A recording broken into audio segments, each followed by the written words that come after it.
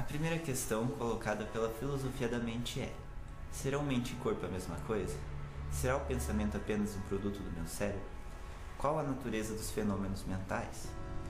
Essas são as perguntas mais importantes da filosofia da mente. Bem, eu posso pensar nas mais diversas coisas. Posso pensar em paisagens que nunca vi, imaginar situações que não aconteceram e sentir frio, dor, fome. Entretanto, se enquanto eu pensasse nessas coisas, alguém abrisse o meu cérebro e o examinasse, não veria os meus pensamentos e sim um aglomerado de células formando a massa cinzenta. Essa massa cinzenta é formada pelos neurônios, que foram descobertos por Santiago Ramon y Cajal. Embora os neurônios tenham muitas formas e tamanhos, todos têm uma região destinada a fazer um contato com outros neurônios, os dendritos. Há também uma outra conexão do neurônio, chamada axiônio, que é mais longa e através do qual se movimenta o impulso nervoso.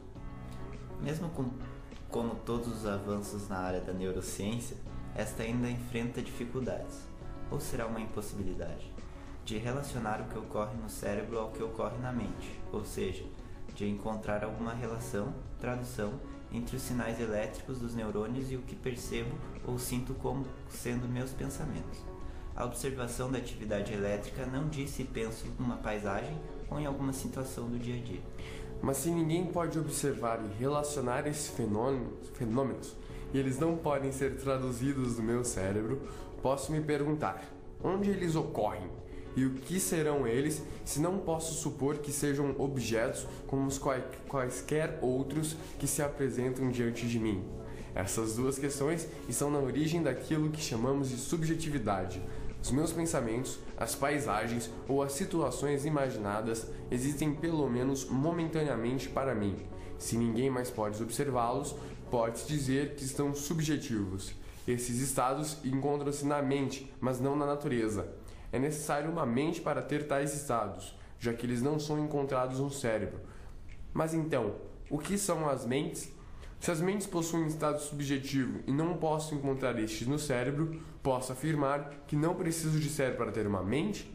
Bem, esse ponto de vista é contraintuitivo, já que se o cérebro for danificado, suas atividades mentais também são. O problema enfrentado é definir que tipo de relação existe entre mente e corpo ou entre mente e cérebro. Podemos considerar duas estratégias então para abordar este problema. Podemos pensar que este é um problema científico como qualquer outro e que algum dia acabará por ser desvendado como um avanço da ciência.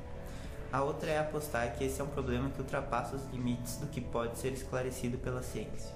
Bem, se pensarmos que os estados mentais são apenas uma variação dos estados físicos, estamos definindo o pensamento monista.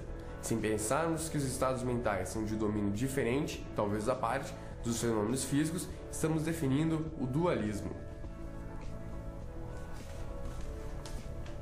Um ser humano possui uma noção de mundo e de experiências de acordo com o seu eu, ou seja, de forma subjetiva.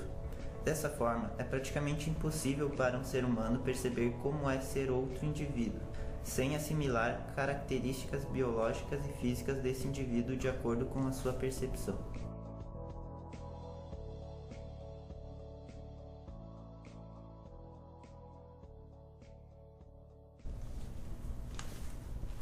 Mary aprendeu tudo o que tinha a ser conhecido através de livros e aulas transmitidas por uma televisão. Porém, Mary vivia num quarto em preto e branco. Seus livros eram em preto e branco e sua televisão também. Se afirmarmos que o fisicismo está correto, Mary sabe tudo o que há para ser conhecido. Entretanto, quando Mary sai de seu quarto, ela aprende o que são as cores. Isso mostra que, embora o conhecimento neurofisiológico e físico de Mary sobre o mundo pudessem ser completos, ela ainda não sabia como era a sensação de ver uma cor, por exemplo. Mesmo que ela tivesse uma grande capacidade lógica para entender os conceitos físicos da cor, ela não identificaria a cor ao olhá-la.